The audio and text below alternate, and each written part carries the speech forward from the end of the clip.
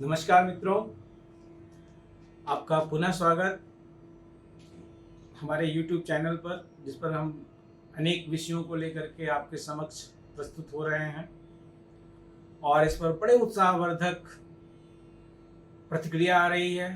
Phone आ रहे हैं, हमारे सीनियर्स के फ़ोन आ रहे हैं कि अच्छा कार्य है और इन विषयों पर भी आप वार्ता करिए जिससे कि लोगों में जागरूकता आए। तो ये उनका उत्साहवर्धन है कि मैं इस विषय पर निरंतर कार्य कर रहा हूँ। आइए आज हम बात करते हैं।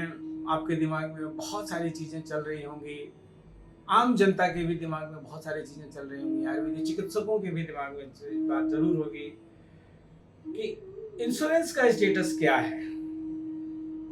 आयुर्वेदीय चिकित्सा कराने का इंश्योरेंस का स्टेटस क्या है। कितनी कंपनियां आयुर्वेदिक चिकित्सा का इंश्योरेंस क्लेम मानती हैं, कितनी कंपनियां हेल्थ सेक्टर की नहीं मानती हैं। अगर नहीं मानती हैं तो क्यों नहीं मानती हैं, मानती हैं तो किस हद तक मानती हैं, ये सारे सवालों को समझना होगा। क्योंकि आज का नागरिक जागरूक है और स्पेसिफिकली ये जो हमारा कॉर्पोरेट सेक्टर है या कोई भी व्यक्ति है, गवर्नमेंट सेक्टर में है, बिजनेस में है, और वो सब जब देख रहा है कि नहीं चिकित्सा के ऊपर खर्च इतना अच्छा हो रहा है, तो पहले लोग लाइफ इंश्योरेंस पर बहुत जाते थे 20 साल पहले, 30 साल पहले, बस LIC ही थी। हम भी खाली LIC ही जानते थे। क्योंकि इसके पीछे एक आशय है इस तरह से बोलने का, जो है वो LIC ही है। बस बचत मतलब LIC, बचत मतलब SIP, शेयर एक्सेट्रा तो बहुत बाद में पता चला। चलिए, अब हेल्थ इंश्योरेंस का जब जमाना आया तो हेल्थ इंश्योरेंस एक बहुत बड़ी आवश्यकता है, अनिवार्य आवश्यकता है, और ये निश्चित रूप से संकट के समय में काम आती है। ठीक है कि इस हेल्थ इंश्योरेंस के चलते कोरोना काल में बहुत सारी कंपनियां कंगाल हो गईं क्लेम्स को देते देते, लेकिन ये तो विकट स्थिति आती है और rarest of the rare condition है। लेकिन आज के समय में आपको इंश्योरेंस जरूर लेना चाहिए, निश्चित रूप से लेना चाहिए। मैं ऐसा कह सकता हूं, उसके ढेरों कारण हैं, आप समझ। लेकिन अब बात ये आती है कि जनरली जो हेल्थ इंश्योरेंस कंपनीज हैं वो एलोपैथी के सिस्टम को ज़्यादा कवर करती हैं, उसके ट्रीटमेंट को ज़्यादा कवर करती हैं और उसी को जानती हैं, उन्हीं के 100 बीमारियों के नाम लगती हैं और उन्होंने ढेर सारा हिडन भी रखते हैं। आप सोचते हैं कि हमको इस साल हमने करा लिया और कल हमको ऑपरेशन कराना है तो हमारा क्लेम हो जाएगा, ऐसा नहीं है। उनका एक अबर्नेशन पीरियड है। आज की तारीख में आप इंश्योरेंस लेते हैं तो 2 साल के बाद ही आप कोई प्लांट सर्जरी करा पाएंगे। हाँ, आज इंश्योरेंस ले लेते हैं तो भगवान न करे ऐसा हो, लेकिन एक्सीडेंट का क्लेम तुरंत शुरू हो जाता है। लेकिन अगर कोई प्लांट सर्जरी है, कोई जैसे आपका डायबिटिक है और डायबिटिक रेटिनोपैथी का आप इलाज चला रहे हैं, तो आज आप सर्जरी आप इंश्योरेंस ले लें किसी का और सोचें कि कल को मेरा क्लेम हो जाए, ऐसा नहीं है। पीरियड है 3 साल का बीच में, तो 3 साल के बाद वो कंपनी आपके डायबिटिक रेटिनोपैथी का ट्रीटमेंट का रिम्बर्स करना शुरू करेगी। तो सही है, नहीं तो बहुत तेज हम लोग ये सब चीज़ें करते हैं कि बस करते रहे होंगे तभी ये कंपनियां आई कि ऑपरेशन प्लान है, 1 महीने बाद कराना है, आज इंश्योरेंस ले लो। तो उन्होंने एक पीरियड दे रखा है कि नहीं, इस पीरियड के बाद ही आपके प्लान होंगे। एक्सीडेंट का कवर तुरंत शुरू हो जाता है। अब आइए चलिए फिर से बात करते हैं कि इसमें आयुर्वेद कहाँ है। तो देखिए, जब आयुर्वेद पद्धति की पॉपुलैरिटी बढ़ी पिछले 2 दशकों में, और कहाँ, भारत के पढ़े लिखे वर्ग में, इलाइट पॉपुलेशन में, कॉर्पोरेट में, गवर्नमेंट सेक्टर में, तो वो लोगों को तो अपना इंश्योरेंस लेते थे। लेकिन जब वो आयुर्वेदिक ट्रीटमेंट की बात होती थी तो आयुर्वेद के इंश्योरेंस के नाम पर उनको कुछ भी नहीं मिलता था। तो इस पर प्रयास शुरू हुए। आयुष विभाग, तत्कालीन आयुष विभाग ने इस पर प्रयास शुरू किए, कमेटी बनी। अब उसमें उसने कहा कि हाँ, इंश्योरेंस आयुर्वेद का भी मिलना चाहिए। लेकिन उसमें सबसे बड़ी समस्या क्या थी कि भाई एक रूपता नहीं है। वहां एक ऑपरेशन होना है, गॉल ब्लैडर स्टोन निकालना है, तो एक रूपता है कि ये इतना आएगा, इस तरह से इसका खर्च होगा और गॉल ब्लैडर स्टोन हम इसी तरीके से निकालेंगे। सर्जन के स्किल के फीस अलग होते हैं, तो वो एक मगर कहीं ना कहीं उनका एक गाइडलाइन है, प्रोटोकॉल है जिसको फॉलो करते हैं। और आपको मैं बताऊं तो FMC arm force medical colleges से एक पूरी गाइडलाइन जारी हुई है एलोपैथिक ट्रीटमेंट प्रोटोकॉल की, वो उसको आप देख सकते हैं, पढ़ सकते हैं, बड़ी अच्छी बुक है जिसमें उन्होंने एलोपैथी की हर डिजीज की एक प्रॉपर प्रोटोकॉल दिया हुआ है। अभी हमारे यहाँ ऐसा नहीं है। हमारे यहाँ से तात्पर्य आयुर्वेद से कि डिजीज वाइज हम लोग ट्रीटमेंट प्रोटोकॉल गवर्नमेंट एजेंसी से नोटिफाइड करा रहे हैं। प्रयास जारी है, कुछ प्रयास जारी है, कुछ हुआ भी है। कोरोना ने रास्ता दिखाया था तो फिर कुछ प्रोटोकॉल जारी हुए थे, लेकिन समस्त व्याधियों के ऊपर कोई इस तरीके का प्रोटोकॉल बन जाए उसकी तैयारी चल रही है। मैं अपनी जानकारी के आधार पर कह सकता हूँ उस पर तैयारी चल रही है। समय अभाव होगा संबंधित अधिकारियों के पास, तो अभी ये बहुत, हाँ ये भी सही है कि समय अभाव बहुत रहता है। आप कभी मिनिस्ट्री में चले जाइए तो हर अधिकारी फाइल में ही डूबा हुआ है, काम का लोड ज्यादा है, तो हर जगह वो लोग कहीं ना कोई चीज देखते रहेंगे, तो कभी इस पर भी ध्यान जाएगा। इस पर फिर 2-4 संगठनों ने बहुत अच्छा कार्य किया। आयुर्वेदीय दवा निर्माताओं ने, आयुर्वेदीय चिकित्सकों ने, आपकी आज्ञा हो तो मैं अपना भी नाम गिन लूं, 2010-11 में ही मैंने लिखना शुरू किया, क्योंकि हमारे अंदर एक जुनून था या है, अभी भी है कि नहीं, हमें उनके समकक्ष खड़ा रहना है। जो एक व्यक्ति अगर एलोपैथी के चिकित्सालय में जाता है और सरकार से उसको जो जो सुविधाएं मिलती हैं वो सुविधाएं उस व्यक्ति को आयुर्वेद के चिकित्सालय में भी आने पर मिलनी चाहिए। तभी तो हम बराबर हैं, तभी तो हम एट पार हैं। हमारा सर्टिफिकेट कोई कह देता है कि नहीं आयुर्वेदिक चिकित्सक का लिखा हुआ मेडिकल सर्टिफिकेट नहीं मानेगा, तो उस समय तो इतनी मानहानि होती है कि उसकी चर्चा करना बेकार है। लेकिन चलिए चीजें सुधर रही हैं। तो हमारा हमेशा से यही रहता था कि अगर एक व्यक्ति जाता है एलोपैथी के हॉस्पिटल में और उसको जो जो सरकारी सुविधाएं मिलती हैं वो सुविधाएं वो आयुर्वेद के चिकित्सालय में आए तो उसको मिले, इंश्योरेंस का मिले, सर्टिफिकेशन का मिले, फैसिलिटीज का मिले। तो आयुर्वेद में इंश्योरेंस होना चाहिए। तो कई संगठनों ने एक साथ काम शुरू किया और गवर्नमेंट ने सुना, आयुष मंत्रालय ने इस पर लीड ली और कमेटियां बैठी। तो फिर प्रोटोकॉल कैसे निर्धारित किया जाए, इस पर भी बहुत सारे लोगों ने काम किया और CGHS का एक जारी हुआ कि अभ्यंग है तो उसका 1450 रुपये है और ये प्रक्रिया होगी तो 650 रुपये और ये प्रक्रिया होगी तो इतने रुपए। तो इसका एक प्रोटोकॉल CGHS ने जारी किया। आप सभी लोग CGHS की साइट पर जाइए और वो पूरे 4-5 पेज के दस्तावेज को डाउनलोड कर लीजिए। उसमें हर प्रक्रिया का एक निश्चित रेट लिखा हुआ है। आपकी एजेंसी, चाहे वो गवर्नमेंट हो, चाहे कॉर्पोरेट हो, चाहे आपका जो हेल्थ इंश्योरर है, जो एजेंसी है, वो उससे कम नहीं दे सकता आपको। ध्यान रखिएगा जो CGHS का रेट है, CGHS के रेट तक आप क्लेम कर सकते हैं। लेकिन आप किसी ऐसे रिजॉर्ट में गए हुए हैं जहां अभ्यंग का वो 3000 लेता है, लेकिन आपका क्लेम 1450 रुपया ही इंश्योरेंस कंपनी देगी जो CGHS से नोटिफाइड है। तो इन बातों का आपको ध्यान रखना होता है। लेकिन दुर्भाग्य की बात यह है कि अभी भी मैं ऐसी कंपनी के नाम जानता हूं जो एलोपैथी का क्लेम अगर 40, 50, 60 हजार का है तो सहर्ष अपने क्लाइंट को देती हैं। लेकिन उन्होंने लिमिट कर रखा है कि नहीं, हम आयुर्वेद का क्लेम सिर्फ 10,000 तक का देंगे, आयुर्वेद का क्लेम हम सिर्फ 20,000 का देंगे। इनसे भी हमें विरोध करना है, इनसे भी हमें अपने शासकों के द्वारा, और हमारे शासक कौन है इसके लिए इरडा है, नाम नोट कर लीजिए, इरडा, और इनको रिप्रेजेंट करिए। Insurance regulator and development authority, IRDA, IRDA, इनके ही इनिशिएशन पर इन कंपनियों ने, इनके ही डायरेक्टिव्स पर, गवर्नमेंट ऑफ इंडिया की बॉडी है ये हेल्थ कंपनियों ने आयुर्वेद का इंश्योरेंस शुरू किया। अदरवाइज जब तक इरडा के डायरेक्टिव्स नहीं आए, इरडा ने इनके कान नहीं ऐंठे इन हेल्थ इंश्योरेंस कंपनीज के, तब तक ये आयुर्वेद को सम्मिलित नहीं कर रही थी।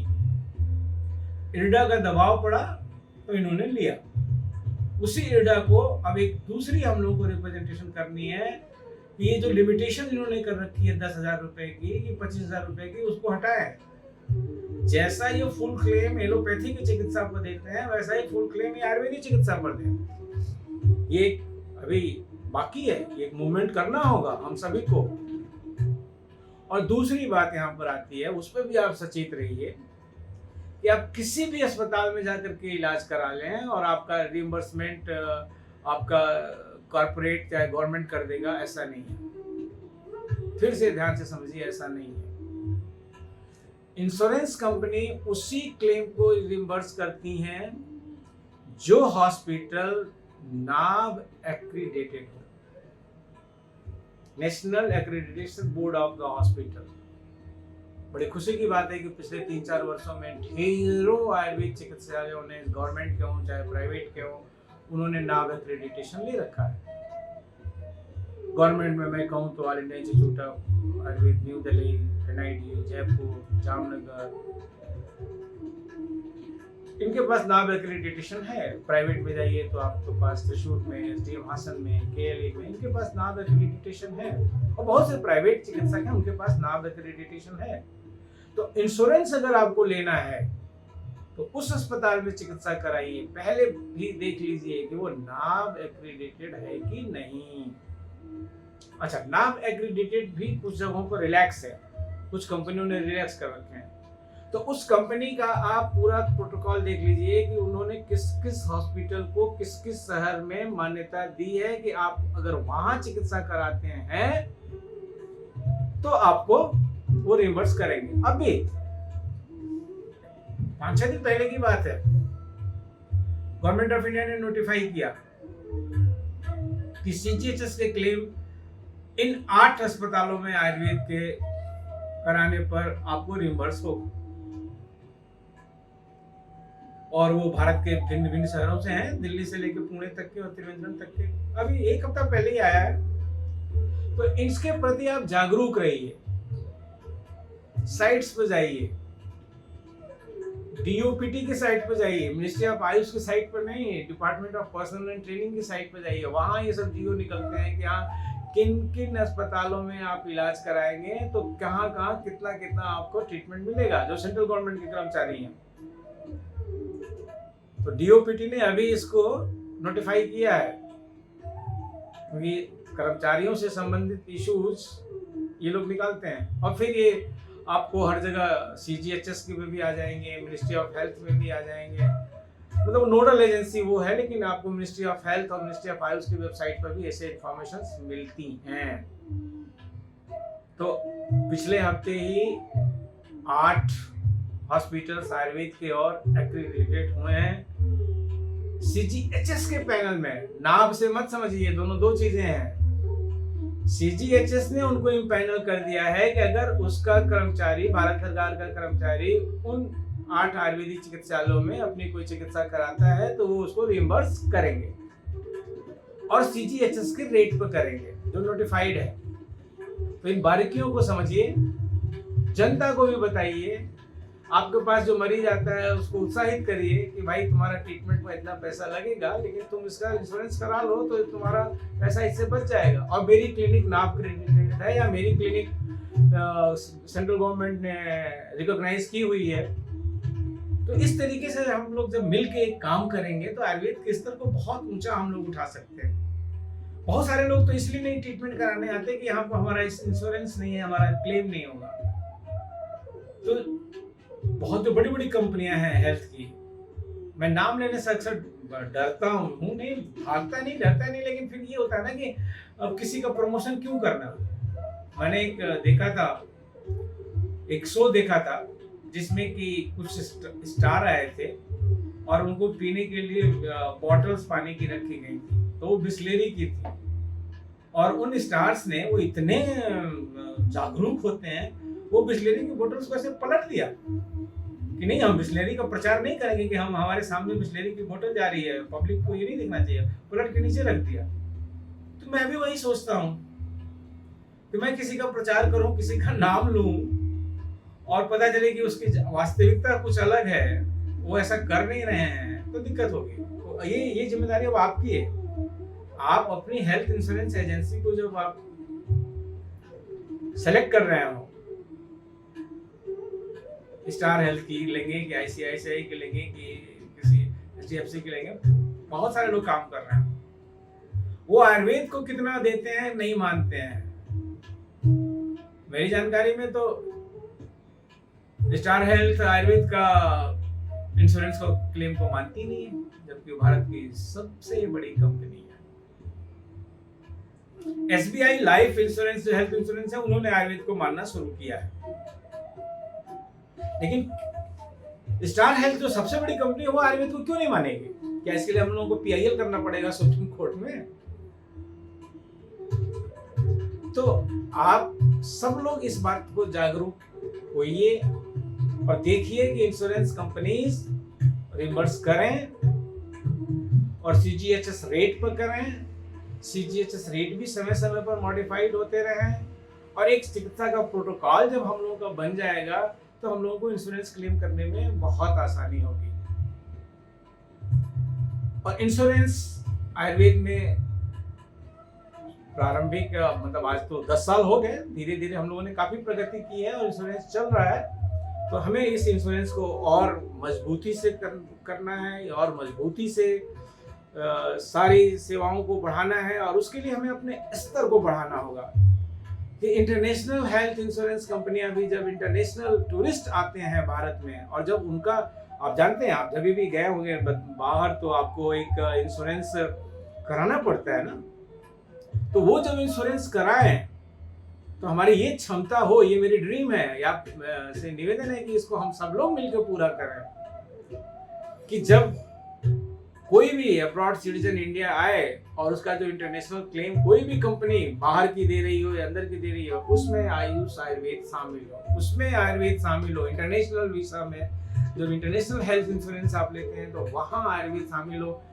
इस स्वप्न के साथ हम जी रहे हैं और आपसे निवेदन करते हैं कि आप अपने सभी जो आपकी क्लिनिक पर आते हैं उनको जागरूक करिए कि हेल्थ इंश्योरेंस को देखिए, उस कंपनी का हेल्थ इंश्योरेंस लीजिए जो आयुर्वेद को भी रिइंबर्स कर रही हो, और फिर आपके क्लिनिक में भी बहुत कुछ अच्छा होने वाला है। कैशलेस इलाज होगा अगर इंश्योरेंस कंपनी से आपने अपने को इम्पैनल करा लिया, जोड़ लिया। नाम एक अलग चीज है, आपको इंश्योरेंस एजेंसीज इम्पैनल करती हैं चिकित्सकों को, उनके ऑर्गेनाइजेशंस को।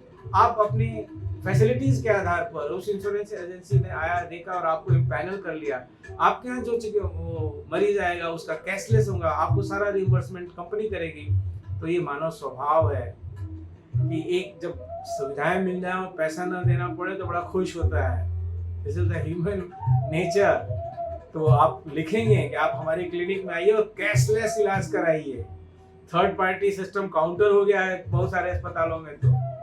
तो कैशलेस की जो एक फीलिंग है, कैशलेस इलाज इंश्योरेंस कंपनी के थ्रू, वो आयुर्वेद के चिकित्सकों की जगह पर आनी चाहिए। बहुत सारी जगहों पर है, लेकिन इसकी मात्रा को और बढ़ाना है। तो आज इसी के साथ कि अब वो समय नहीं है कि आयुर्वेद की चिकित्सा के लिए इंश्योरेंस और क्लेम नहीं है। इंश्योरेंस और क्लेम है। कंपनियां सीजीएचएस के रेट पर देती हैं। कुछ कंपनियां ने 10,000 15,000 की लिमिट लगा रखी है। तो हमें इन सब बाधाओं को दूर करना होगा, इंश्योरेंस रेंज को बढ़ाना होगा, और निश्चित रूप से भारत सरकार को जल्दी ही, जैसे कि एफएमसी पुणे के द्वारा एलोपैथी का प्रोटोकॉल जारी हुआ है, हमें अपनी व्याधियों का प्रोटोकॉल और उस पर कितना खर्च बैठता है ये बताना होगा, ये जारी करना होगा। तो इंश्योरेंस कंपनियां और आगे बढ़ेंगी और चीज़ों को कवर करेंगी और व्याधियों को लेंगी कि आयुर्वेदिक चिकित्सा से इसमें कितना खर्च आ रहा है। तो ये थोड़ा गवर्नमेंट की साइड से आगे बढ़ना है। थोड़ा इंश्योरेंस कंपनियों की साइड से आगे बढ़ना है, और सबसे ज़्यादा आगे बढ़ना है हम आयुर्वेद के लोगों को, आयुर्वेदिक चिकित्सकों को, जनता को ये बताने में कि हेल्थ इंश्योरेंस में आयुर्वेद है, और आप उस कंपनी का हेल्थ इंश्योरेंस लीजिए जो आयुर्वेद को भी रिइंबर्स करती हो, और हमारे हॉस्पिटल में कैशलेस ट्रीटमेंट की भी सुविधा है। नाब एक्रीडिटेशन तो जरूरी है सीजीएचएस क्लेम के लिए, और सीजीएचएस क्लेम इम्पैनल्ड वालों का भी होता है, लेकिन बहुत अच्छी कंपनियां जो हैं वो एक शर्त लगा देती हैं कि आपका हॉस्पिटल नाब एक्रीडिटेड हो, तो अपने हॉस्पिटल को, अपने क्लिनिक को, अपने इंस्टीट्यूशन को आप नाब एक्रीडिटेशन की भी दिशा में आगे बढ़िए, और पब्लिक को अधिक से अधिक फैसिलिटी देने के लिए इंश्योरेंस क्लेम को भी हम लोग शामिल करें, इसका प्रचार प्रसार करें कि हमारी क्लिनिक और आयुर्वेद का बीमा जो मेरे ख्याल से ये चिकित्सा बीमा भी उपलब्ध है। इसलिए आप बेहिचक अपने स्वास्थ्य संवर्धन के लिए हमारे पास आइए और अपनी चिकित्सा मानक के अनुरूप कराइए।